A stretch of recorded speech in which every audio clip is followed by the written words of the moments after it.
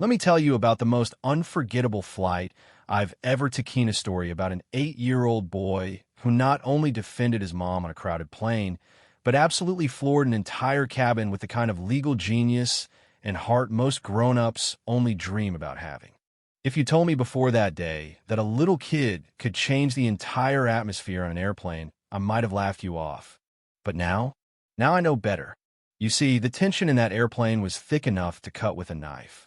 Every single passenger sat frozen, eyes wide, glued to the narrow aisle where this little kid Elijah Johnson stood up. Not just stood up, but squared his shoulders, chin up, eyes dark and blazing with the kind of grown-up intelligence you almost never see in someone so small. Just moments before, the flight attendant had been berating his mother, Tamara, about a medical device she needed to travel with. She'd threatened to boot them off the flight if they couldn't store it the way she wanted. And that's when Elijah, in a voice that rang clear as a bell, started reciting the Air Carrier Access Act of 1986, right there in front of everyone. I swear, you could feel the ripple moving through the plane, the sort of hush that falls when you know something big is happening. Even the guy in first class with his Wall Street Journal lowered the paper. The college kids nearby quit their whispers. The baby too rose back, quiet as a mouse. Elijah, without flinching, told the attendant, "My mother has the legal right to be accompanied by her medical device without additional charges or seat assignments." Then he added, "Furthermore, the Americans with Disabilities Act prohibits discrimination based on disability in places of public accommodation, which includes this aircraft."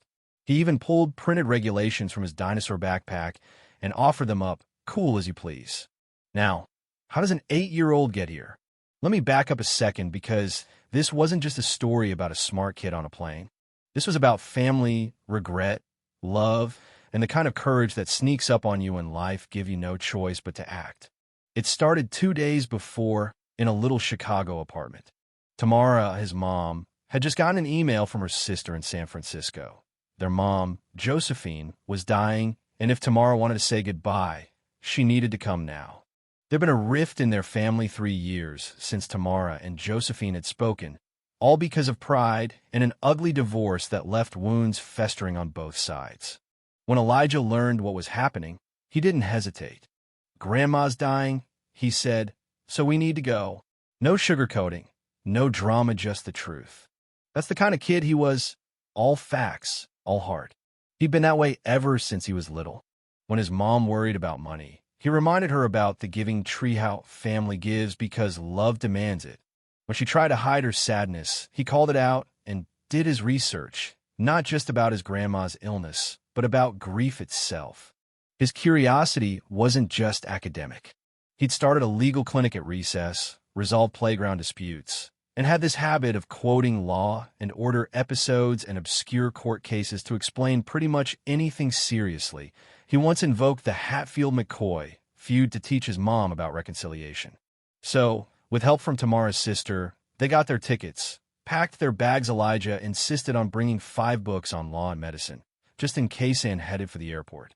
Even at O'Hare, the kid was a force of nature, spouting aviation facts, referencing the de Havilland Comet's design flaws, calming his mom's nerves with breathing techniques, and charming strangers in the security line with more stats about air travel than anyone needed at 6 in the morning. By the time they boarded, Tamara was exhausted, but Elijah was just getting started. They met a sharply dressed lawyer named Richard Harrington in their Roa man, whose expensive suit didn't quite fit the cramped economy class seat. Elijah pegged him for an attorney in under 30 seconds, rattling off observations about legal formatting and Rolex watches. Richard, at first bemused, ended up in a full-on discussion about misunderstood lawsuits and corporate liability, and for a while, the mood in row 22 was downright warm. Then came the commotion. A few rows up, a woman, Kat Pearson, was being hassled by a flight attendant about her medical device. Kat insisted she'd arrange for accommodations, but the crew wouldn't budge. The dispute got louder, the flight attendant more stubborn, the woman more desperate. Most people shrank back. Not Elijah. He listened, and then without a sking unbuckled his belt and strode straight up the aisle. Tamara, panicked, tried to call him back, but Elijah was determined.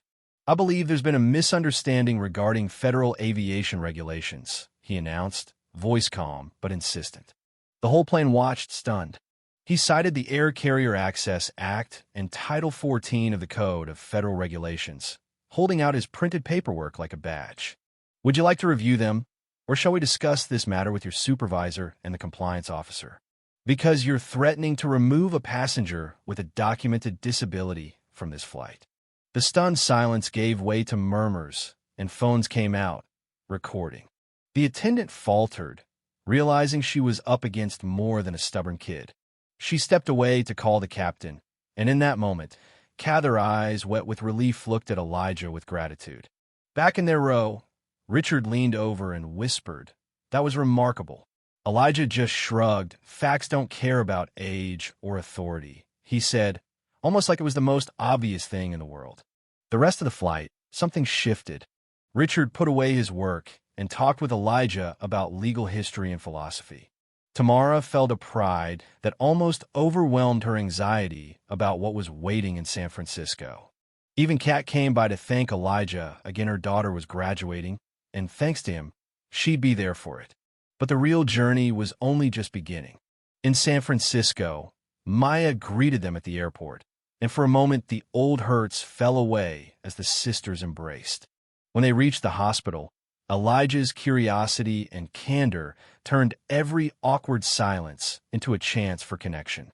He comforted his mom, asked thoughtful questions about death, and reminded everyone, even the dying Josephine, that facts, love, and honesty were the best ways through the pain.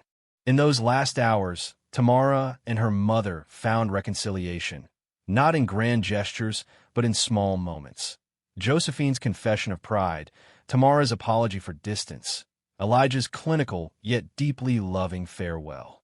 Even Maya, always the practical one, cried as she promised to keep the family close. When Josephine passed, it was peaceful. Elijah, ever the scientist, narrated what was happening, not to distance himself, but to make sense of loss, the statistical improbability of Grandma surviving until our visit suggests significant psychological factors, he said, and you could feel the room smile, even through the tears. 3 days later, at the airport, as Tamara and Elijah hugged Maya goodbye, it was clear that everything had changed. Elijah, with his great-grandfather's legal books and his grandmother's wisdom, was still the same curious kid, but now he'd seen the power of courage, the necessity of standing up for justice, and the value of relationships over pride or achievement. And as the plane back to Chicago climbed above the clouds, Tamara felt a peace she hadn't known in years. Her son, her extraordinary, brilliant, compassionate son, had shown her what really mattered: knowledge, courage, and above all, love. So let me ask you, if you'd been there on Flight 2187, would you have stood up like Elijah did? When is the right moment to speak up for what's right, even if it means challenging authority? Drop your thoughts in the comments below, and if this story moved you, don't forget to subscribe. Your voice matters, just like Elijah's.